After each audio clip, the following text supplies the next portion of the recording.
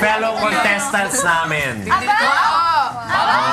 Mga taga-Bureau of Immigration. Yes, upo kayo dito. Muna kayo. Pakilala natin sila, Attorney Rich. Sila ang mga finalists, tama ba? Mga nanalo sa Yes. 75th anniversary ng Bureau of Immigration. Ng Mr. and Miss Immigration. Yan. Andyan si Francis Cuerdo. Kaway ka naman, Francis. Ganun, no? Para naman kayong ano. Wala to. Si Pa-baby Gabby wave. John Maduma. Baby wave.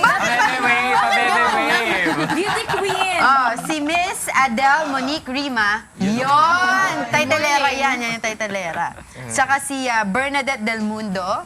Yan. And Miss Maria Fatima Velches. Wow! Welcome to Good Morning, Kuya. Kanina tinatanong ko sila, Attorney Rich, kung nag-ano rin sila yung pagka-Q&A. Thank you for that wonderful question. Ikaw lang yata yun. Nung nagbinibining pagsanhan ka. Do you feel any pressure right now? Pero ano nga ba tong contest na to na Mr. and Miss Immigration? Bakit nagkaroon ng ganito? Meron ba sineselebrate ang Bureau of Immigration ngayon? Yes, yung Mr. and Miss Immigration is part of the 75th anniversary ng BI. Merong year-long activities yung Bureau of Immigration, and one of the activities yung Mr. and Miss BI, along with the fun run, meron ding job fair, meron ding medical mission.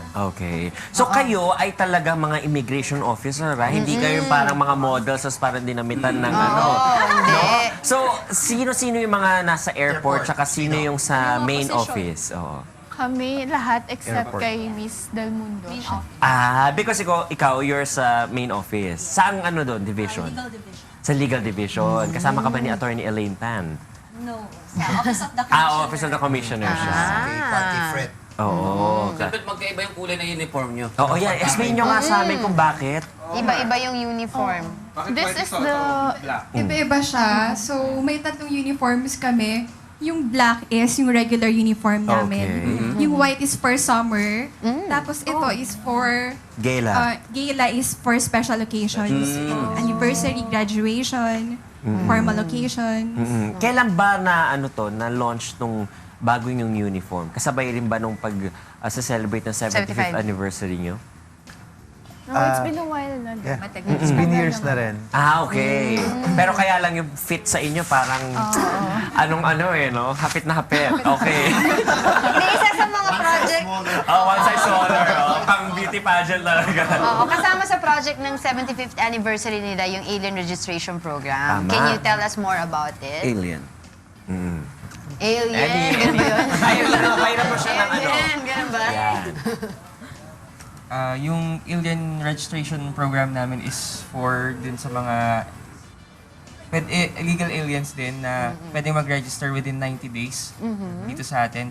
Pero hindi yun nakahulugang pwede silang mag-overstay or illegally sila mag-stay dito. Nangangulugan lang yun na pwede silang mahanap, kumbaga, pwede maging tracking device ng government para sa mga aliens in the Philippines. Ilan ang maximum stay na inaalaw sa mga foreigners? Within ASEAN first, no? Upon admission po Yes. sa airport, we give 30 days 30 days.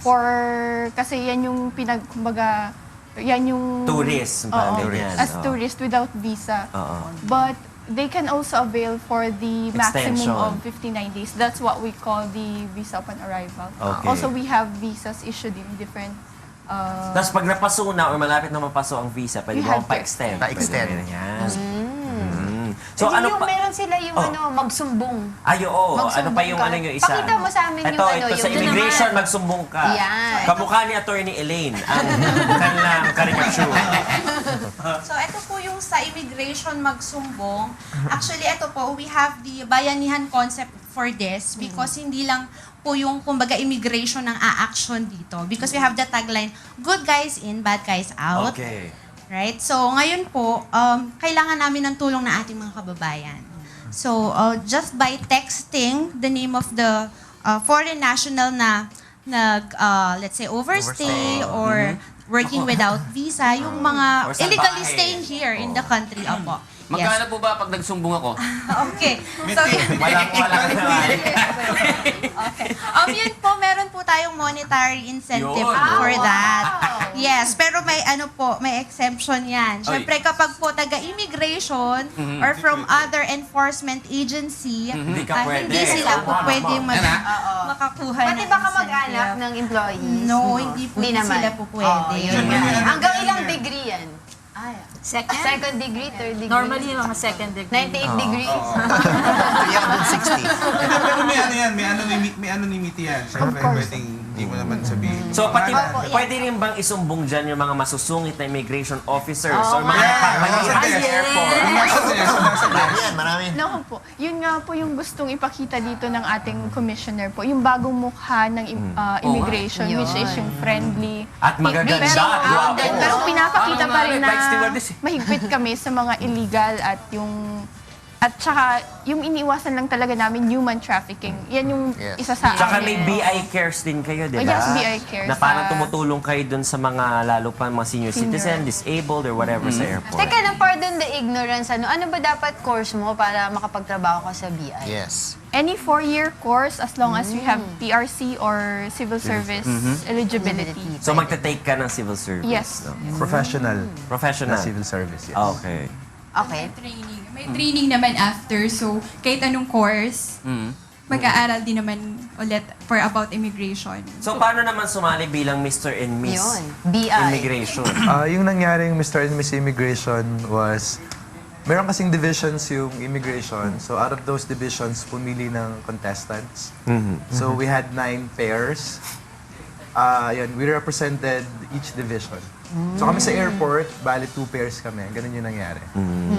Ayan. Maraming salamat sa inyong lahat, no? Kay Francis Puerto, Gabi Jan Maduma, kay Adele Monique Rima, kay Bernadette Del Mundo, at Maria Fatima Velche. One last wave. One last wave. Pagka ganyan kang ganda at kapopogi, lahat ipapacheck up. For more information. For more information, anong dapat Webpage. tawagan? Yes, yung hotline po namin, which is for any katanungan po or may gusto kayong i-clarify, hotline is 632-465-2400. Okay. Website din po kami. That's www.immigration.gov.ph. Okay. Thank you very Maraming much. salamat again. Thank you. Okay, susunod na po ang Get It Straight with Daniel Razon. Next week, God willing. Next week. Of course, next week, God willing. Samahan po ninyo kaming salubungin ang isang may ngiti, ang isang panibagong umaga at sabay-sabay tayong bumati ng isang good morning!